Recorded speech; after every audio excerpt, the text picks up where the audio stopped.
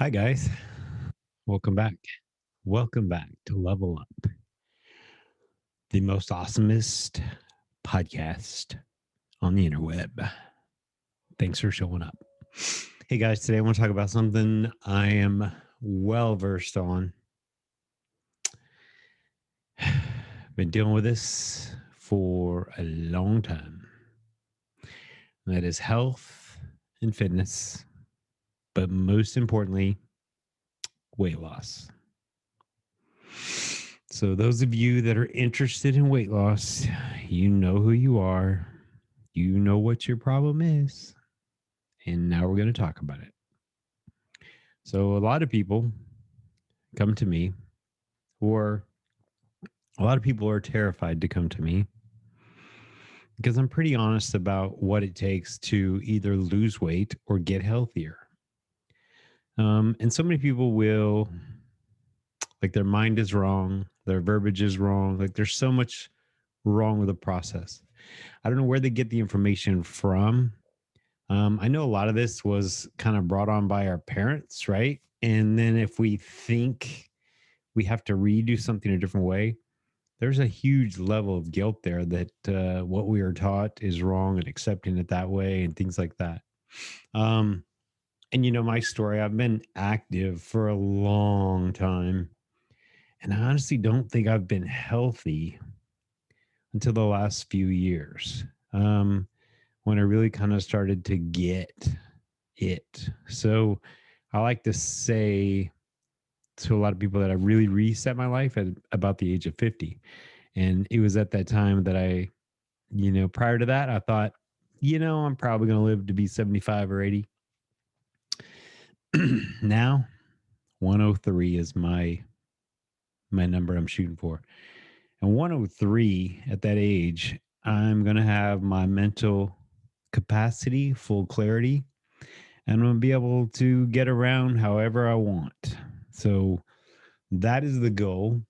And I eat a certain way and I act a certain way, all leading up towards that goal. So, that's what one thing I've realized was you can set the goal, but then you got to have certain targets along the way that get you to that goal, right? Initially, when my daughter was born 19 years ago, my goal was to, when she turned 18, I would be 52. And my goal was to be faster and stronger than her at the age of 52 than she was at 18. I blew that out of the water, by the way. And I let her know that that was my goal because I think I wanted a little competition, wanted her to step it up a little bit, kind of push me. But anyway, that was achieved. But now 103. So a few years ago, and I used to drink a lot of alcohol, but a lot of people didn't know it. I didn't drink like during the day, but like when I would drink or have a drink, it would be several until I went to bed. And it was too much. And then finally someone and I knew it wasn't good. I knew it wasn't a healthy thing. Um and it was one day I decided I was done and I was done.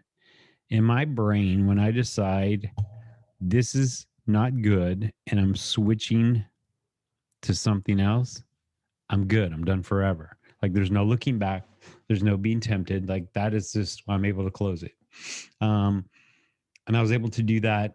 Felt some huge change in my body. But even before that, I was listening to a podcast, and this guy I knew of him as being a fast triathlete. I didn't really know of him of being an expert, but he was basically on a podcast with Lance Armstrong, and he said his name's Rip Esselstyn.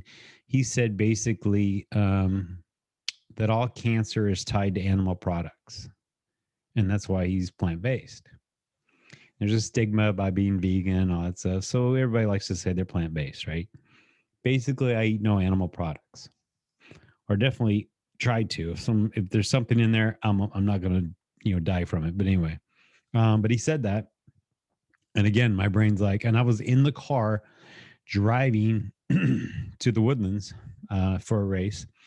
And I heard that, and I thought, wow, that's some pretty serious information. And I said, Roger that, I'm done.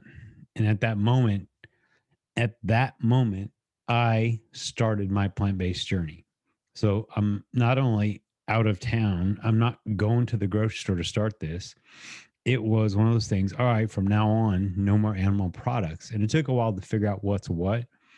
And it probably wasn't fully plant based for about another month because you slowly give up certain things, right? But that was a huge lifestyle change in my life, and I felt incredible after that. So once I removed alcohol and I removed, all animal products, I felt incredible. And that's where, I don't want anybody to do this just because I did it, but it's one of those things. It made a huge difference in my life. I'm training better. I recover better. Like I just feel great. It works great for me. Um, and that's all that matters, right?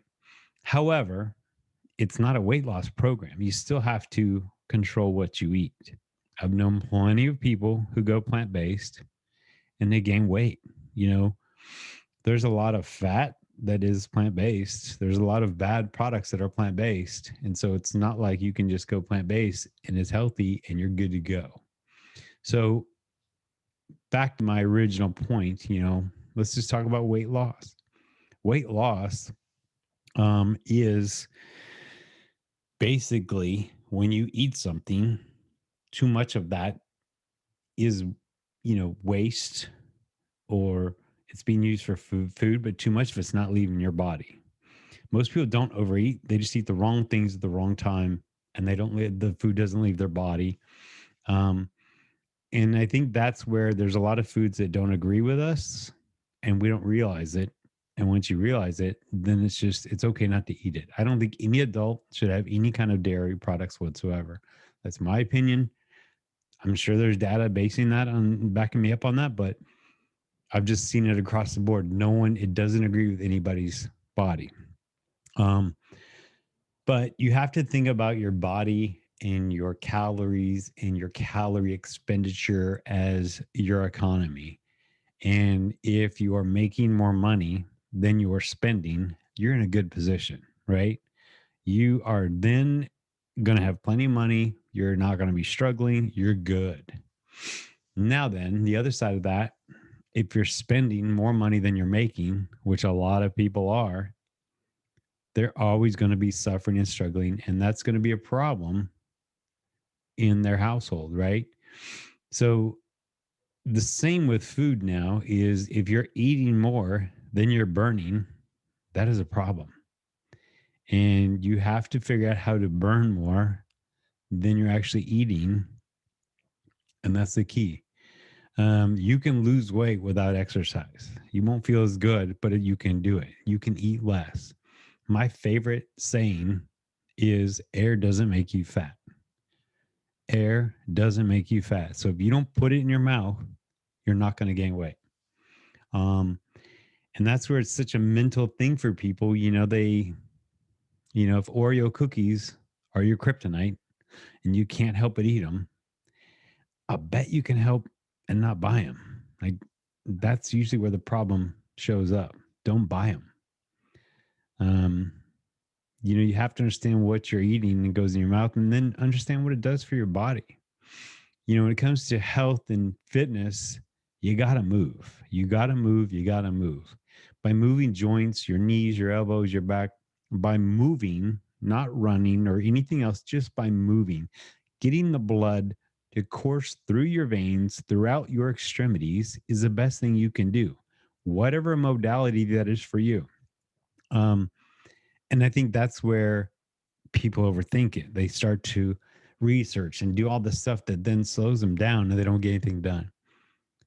But you have to just move. And I think that was the biggest thing that helped me get over COVID so quickly. Number one, I am healthy, I'm not obese.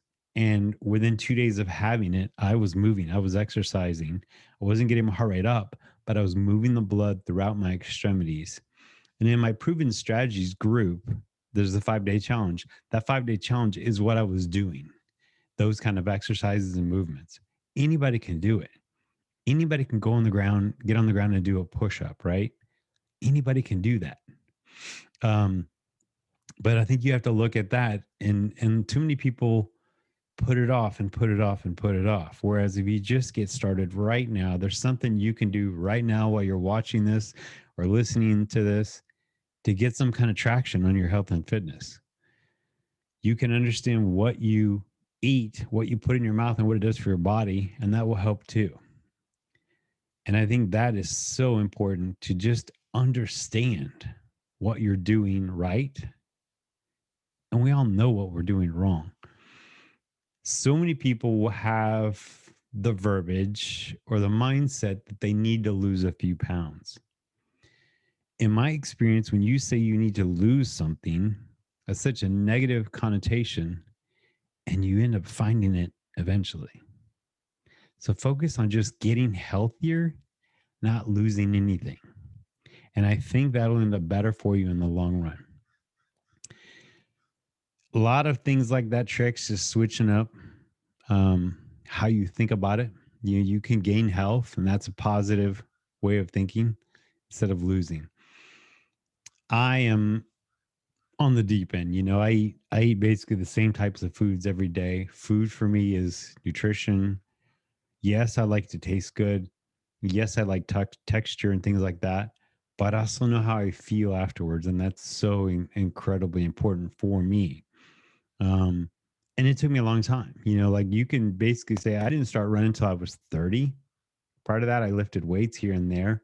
I was lean, but I was not healthy. I didn't really start this full reset until about the age of 50. And I think people need to realize it's not too late. Like it doesn't matter what you look like, what you weigh, you can always do something to get ahead of the curve. And COVID should have been a huge wake up call for everyone because so many people were terrified of COVID. So many people that got it either died or were really sick from it because they weren't healthy enough. If you look at more morbidity rates, more the death rates, there you go, of COVID and obesity, like those were hand in hand. So I really, really can't express how much it's so important to take care of yourself and how important your health is. I mean, I know good friends of mine who, they have different joint pains, things like that. I know exactly how to help them. I cannot press my knowledge on them. I've had days where my wrist just hurts so bad. I know it's arthritis. I know it's all, things like that. And I can go into my kitchen and whip up different foods that are, anti-inflammatory properties. And within a couple of days, my wrists are totally better. It's amazing. But when you find out, food wise, how it can help you and how it can harm you, it's just the right amount, it's good. And one more thing, is I realize so many people will always say um in moderation. And when you hear the word that things aren't bad in moderation, nobody talks about good things in moderation. People always talk about alcohol in moderation, sweets in moderation. People talk about bad things in moderation. And to me, there's something, common denominator there that it should just be you kind of go by, you just eat what you need to eat, right? You would never eat a big old piece of cake, but um, in moderation, it never applies to anything good. So you don't hug somebody in moderation, right? Because hugs are good, but you would never hug somebody in moderation, right? You would pick up the child and hug it whenever it wanted to be hugged. You can do that. So I implore you to do not love in moderation, love in excess. All right, guys. Well, thanks for tuning in again. And if you're on the podcast version, again, this new special music was made by my friend Richard Perez. If you're watching on YouTube, you don't get to experience that. So I ask you to flip over, check it out. Um, I wasn't sure how I felt about it when I first heard it a few times, but I'm like, yeah, this is my vibe, man. This is me. So I love it. I love you guys for listening, and I'll see y'all down the road. Bye.